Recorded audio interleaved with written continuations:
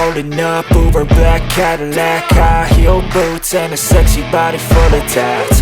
Baby's bad, oh baby's hella bad. After her there ain't no coming back. Wanna take a run at that. I think she's feeling me, turn it up a few degrees. My imagination of her body gets the best of me. Oh gosh, she's such a tease, bitten lips, bruised knees. I'm addicted to her, need her touching me, cause she got a bad little waist. And we tearing down this place, off the liquor that we chase. Casamigos to the face, baby I don't need no space. Coming closer for a taste, and I'll show you how I make everything just fade away. Cause she's like sex, drugs, cocaine, body so insane. Jealous of the clothing that she wears up on that tight frame. All game, no shame, baby came here to play. I feel like an addict cause she's sex, drugs, cocaine.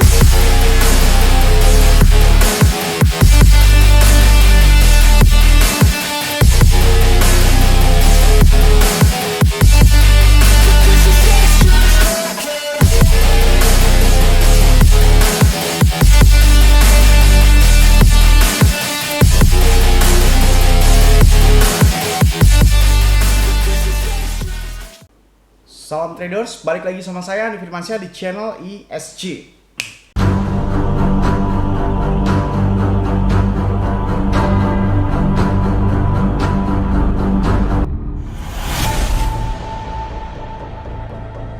Oke, sudah opit belum?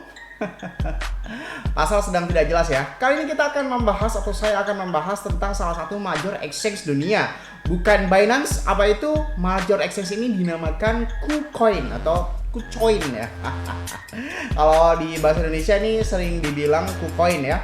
KuCoin ini sekarang kalau menurut CoinMarketCap menduduki nomor 5 exchange dengan volume liquidity terbesar di dunia. Nomor 1 masih Binance ya, nomor 2 FTX dan Coinbase. Sebenarnya ini semuanya naik turun ya. Kadang-kadang Get.io ini naik, kadang-kadang KuCoin ini naik gitu kan. Ada pernah juga KuCoin ini rank 1 dan begitu seterusnya ya.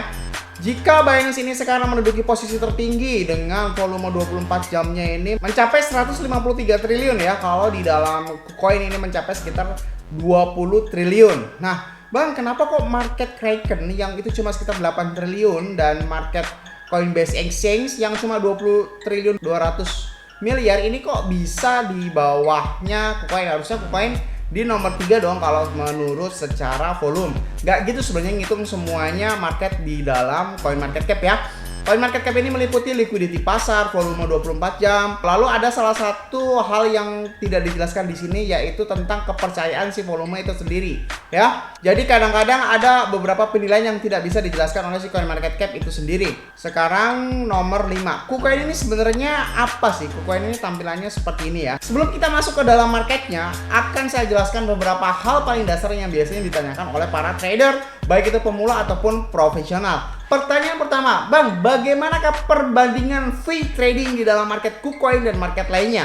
Oke, mari kita bandingkan market KuCoin dengan beberapa market yang saya pakai, yaitu ada di sini ada BingX, ada MoonXBT, ada Binance, ada pun di dalam Indodax ya. Kita bisa perhatikan bagaimana di sini ya, fee taker dan maker. Bagi yang nggak tahu, taker itu adalah instan, maker itu adalah pending. Jadi kalau kalian menginstan ya, baik itu instant buy atau instant sell, itu kalian akan diberikan biaya 0,06%. Tapi kalau kalian pending alias order pending alias antri, itu biayanya akan 0,02%. Nah, jika dibandingkan dengan BingX, BingX ini ya, takernya adalah 0,075% dan pada saat makernya adalah 0,045%. Berarti jika dibandingkan dengan BingX masih lebih murah di dalam KuCoin.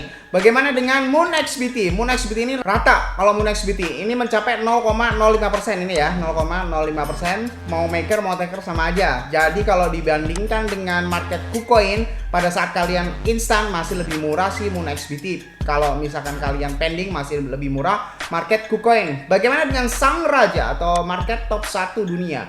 Binance. Binance ini kalau diperhatikan fee-nya nih ya, fee makernya adalah 0,02%, fee takernya adalah 0,04% dan masih lebih murah Binance daripada si market KuCoin itu sendiri ya.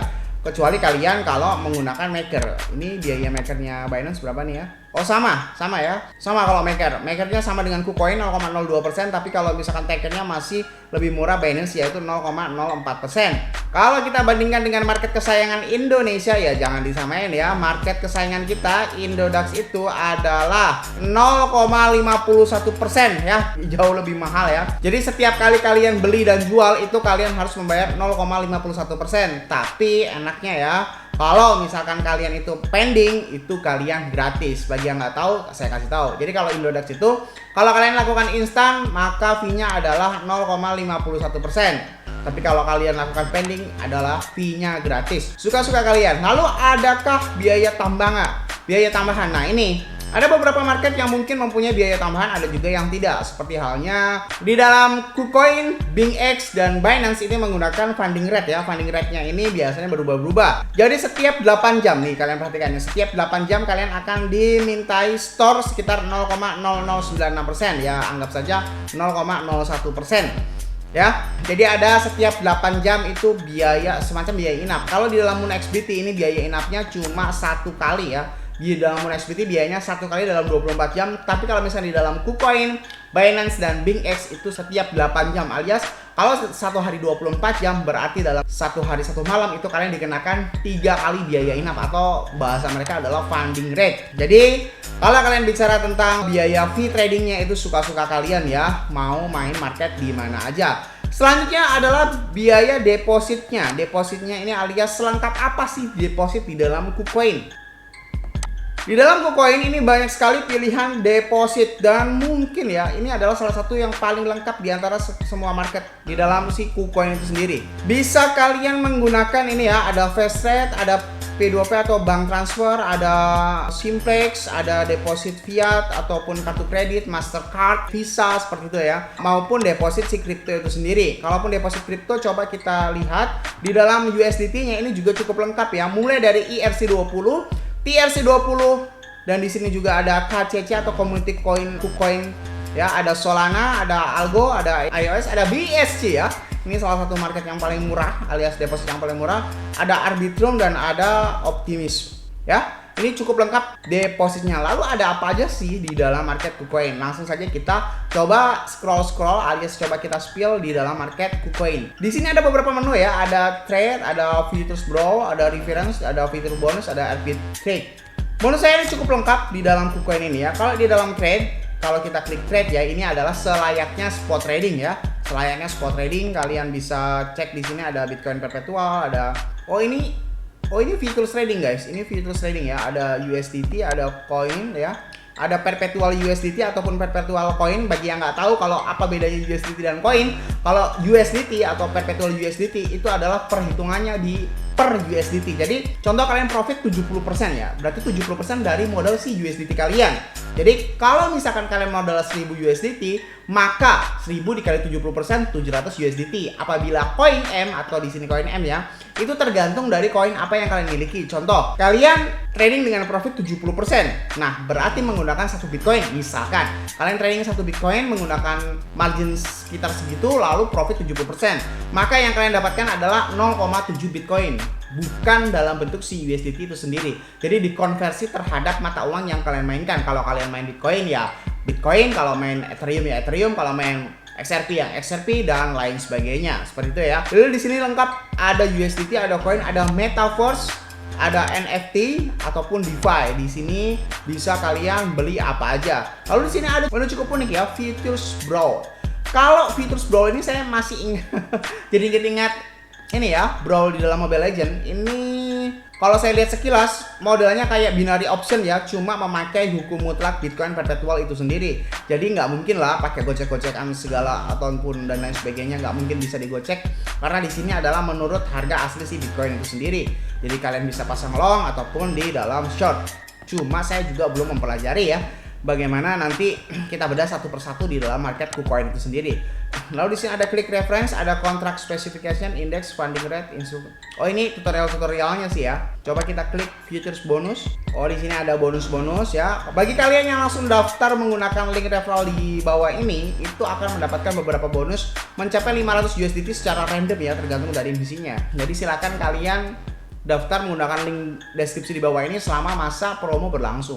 Lalu di sini ada tombol light ya, tombol light. Tombol light ini difungsikan untuk kalian yang biasanya tidak terlalu peduli dengan fitur-fitur yang nggak terlalu berguna ya. Jadi bisa langsung saja kalian trading di sini semuanya.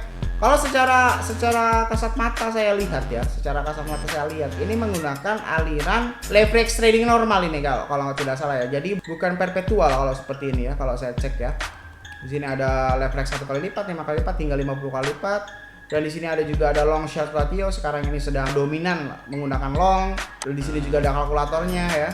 Kalau kita klik kembali Pro maka akan muncul menu yang awal tadi ya. Di sini juga ada sistem yang mungkin belum terlalu paham. Saya bilang ini apakah staking atau seperti apa. Cukup lengkap sih di dalam market KuCoin ini ya. Kalau saya perhatikan ini sebagai market alternatif apabila suatu hari nanti saya tidak terlalu bermain di dalam market yang banyak curang. Intinya saya selalu berusaha untuk mencari sebuah market baru atau sebuah pijakan baru kalau memang dirasa pijakan yang lamanya sudah tidak terlalu efisien dan tidak terlalu worth it ya. Maka cukup sekian video dari saya kenalannya sama si market KuCoin ini. Intinya semuanya sama ya dalam menggunakan tradingnya ataupun apapun itu. Maka di video selanjutnya akan saya lebih jelaskan lebih dalam bagaimana tata cara trading di dalam market KuCoin dan bagaimana feel bermain trading di dalam salah satu market major exchange dunia ya, nomor 5 top dunia seperti itu. Semoga aja tidak seperti sang raja Binance ya, akibat dia menjadi sang raja dia menjadi sombong dan melupakan beberapa hal yang mungkin penting di dalam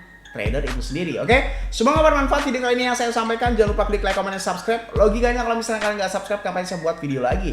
Dan share ke teman kalian agar teman kalian tahu apa yang kalian tahu. Saya Andi Firmansyah, use your logic dan salam traders.